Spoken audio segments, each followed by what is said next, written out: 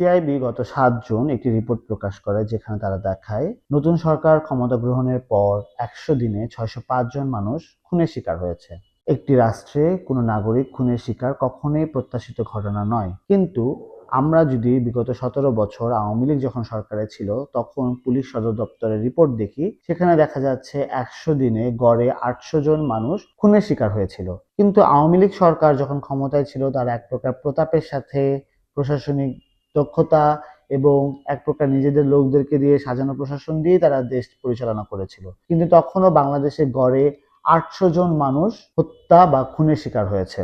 এখন বাংলাদেশে এই নতুন সরকার এমন একটি সময়ে ক্ষমতা গ্রহণ করেছে যখন বাংলাদেশের প্রত্যেকটি স্তম্ভের অবস্থা খুবই নাজুক এবং ভগ্ন, এবং এক প্রকার দুরবস্থায় তারা বাংলাদেশে ক্ষমতা গ্রহণ করেছে। অর্থনীতি থেকে শুরু করে প্রশাসন এবং আইন শৃঙ্খলা প্রত্যেকটি বিষয় খুবই দুর্বল অবস্থায় ছিল।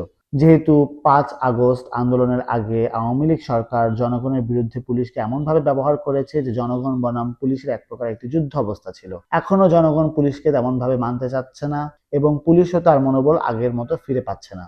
এমন অবস্থায় বাংলাদেশের সরকার চেষ্টা করছে বাংলাদেশের আইন শৃঙ্খলা অবস্থার উন্নতি করতে। আবার দেখুন, যখন আন্দোলন চলছিল তখন আমরা দেখতে পেয়েছি নরসিংদী থেকে কারাগার ভেঙে আসামিরা পালিয়েছে। অন্তর্বর্তীকালীন সরকারের আমলে বিশাল বিশাল বড় বড় দাগী আসামিদেরকে জামিনে মুক্তি করা হয়েছে। আবার ৫ আগস্ট হাসিনা সরকার পলায়নের পর থানাগুলোতে হামলা করে অস্ত্র লুট করা হয়েছে এবং গত ২ বছর যখন অন্তর্বর্তীকালীন সরকার ক্ষমতায় ছিল সেই অস্ত্রগুলো উদ্ধারে তেমন কোনো উদ্যোগই গ্রহণ করা হয়নি। নাম কায়েস্তে কিছু সাঁড়াশি অভিযান চালানো হয়েছে, কিন্তু সেগুলোর ফলাফল জনগণের কাছে তেমনভাবে প্রকাশ করা হয়নি।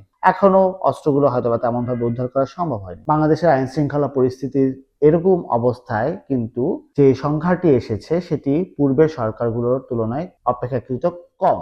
এখন টিআইবি এমন সময়ে এমন একটি রিপোর্ট কেন প্রকাশ করলো?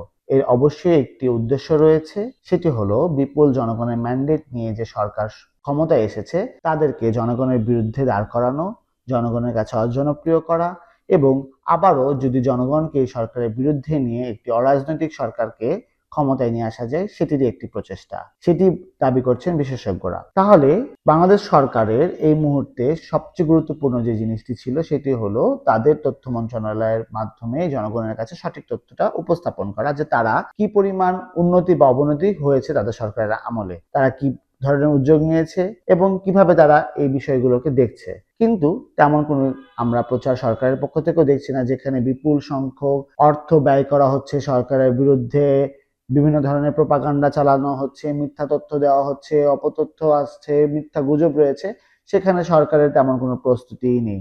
বরং সরকারের অনেক ভালো ভালো কাজ ধামাচাপা পড়ে যাচ্ছে এবং সরকারের বিরুদ্ধে একের পর এক অপপ্রচার চালানো হচ্ছে বিভিন্ন মহল থেকে। এবং যারা এই ধরনের রিপোর্ট প্রকাশ করছে তারা অনেক জনপ্রিয় মাধ্যম এবং জনপ্রিয় সংস্থা বাংলাদেশের, তাদের উচিত পরিসংখ্যানগুলো সুস্পষ্টভাবে তুলে ধরা বিগত সময়ের সাথে, যেন জনগণও বুঝতে পারে যে তারা যে সরকারকে ক্ষমতায় নিয়ে এসছে তারা আগের সরকারগুলো থেকে উন্নতি করেছে না অবনতি করেছে। আশা করছি প্রত্যেকেই দায়িত্বশীলভাবে তাদের দায়িত্ব পালন করবে এবং বাংলাদেশে যে সরকারটি ক্ষমতায় এসেছে তাদের এই মুহূর্তে খুব ভালোভাবে কাজ করাটা খুবই গুরুত্বপূর্ণ।